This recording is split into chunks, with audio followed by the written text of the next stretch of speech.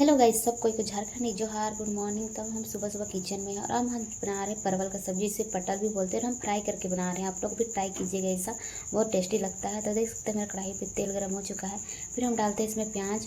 प्याज भी मेरा रेड होने तक पकने देते हैं। उसके बाद में सिलौट में पिसा हुआ मसाला डालते हैं, जो बहुत टेस्टी लगता है सिलौट में पिसा हुआ मसाला।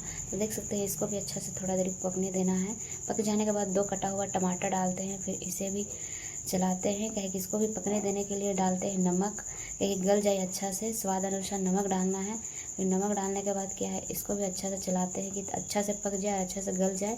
फिर क्या है, पक जाने के बाद देख सकते हैं मेरा मसाला पूरा रेडी हो चुका है, पूरा टेस्टी भी लग रहा है। उसके बाद क्या है, इसमें डालना है पानी। पानी डाल देते हैं। उसके बाद जितना भी फ्राई किया हुआ था मेरा सब्जी परवल का, उसको डाल देते हैं। फिर क्या है, उसको पकने देने के बाद थोड़ा सा टपक जाता है। उसके बाद डालते हैं कटा हुआ धनिया का पत्ता। फिर बच जाता है मेरा आज का सब्जी। ठीक है, बाय बाय।